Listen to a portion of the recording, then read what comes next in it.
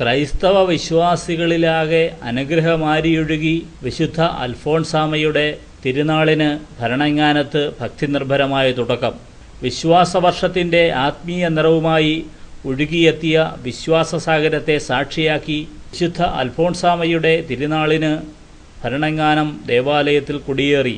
സ്തുതിഗീതങ്ങളും പ്രാർത്ഥനാമഞ്ജരികളും ഭക്തിസാന്ദ്രമാക്കിയ അന്തരീക്ഷത്തിൽ പെയ്തിറങ്ങിയ കർക്കിടകത്തെ അനുഗ്രഹമാരിയാക്കി അനേകായിരങ്ങൾ ഏറ്റുവാങ്ങിയ ധന്യനിമിഷത്തിൽ പാലാ രൂപതാധ്യക്ഷൻ മാർ ജോസഫ് കല്ലറങ്ങാട്ട് തിരുനാൾ കൊടിയേറ്റി.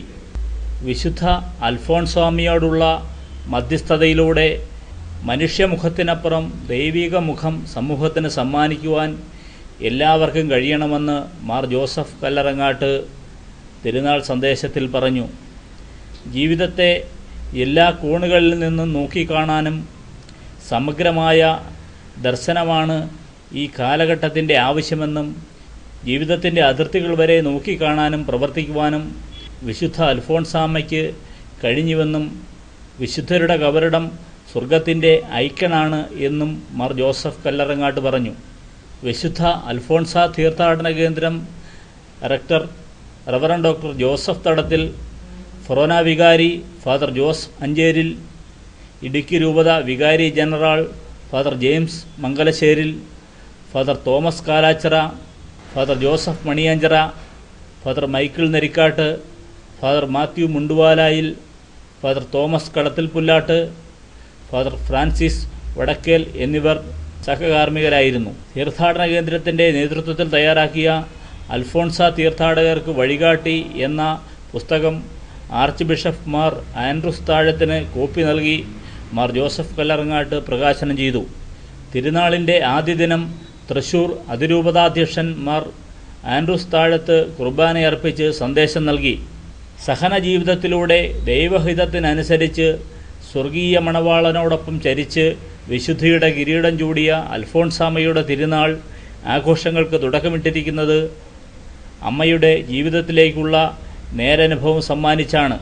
ബാഹ്യ ആഡംബരങ്ങൾ ഒഴിവാക്കി ആത്മീയതയ്ക്കും തിരുക്കർമ്മങ്ങൾക്കും പരമാവധി പ്രാധാന്യം നൽകിയാണ് തിരുനാൾ ആഘോഷം നടത്തുന്നത്.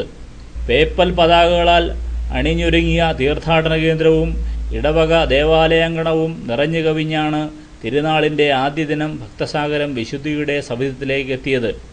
തിരുനാളിൻ്റെ ആദ്യ ദിനം അതിരാവിലെ തുടങ്ങിയ ഭക്തജന പ്രവാഹം രാവേറെയും തുടരുകയായിരുന്നു. വൈകുന്നേരം നടന്ന ജപമാല മെഴുകുതിരി പ്രദക്ഷിണം വിശ്വാസത്തിൻ്റെ പരസ്യ പ്രഖ്യാപന വേദിയായി മാറി. കൈകളിൽ കത്തിച്ച മെഴുകുതിരികളും നാവിൽ ജപമാല മന്ത്രങ്ങളുമായി നടത്തിയ പ്രദക്ഷിണത്തിൽ ആയിരങ്ങളാണ് അണിചേർന്നത്.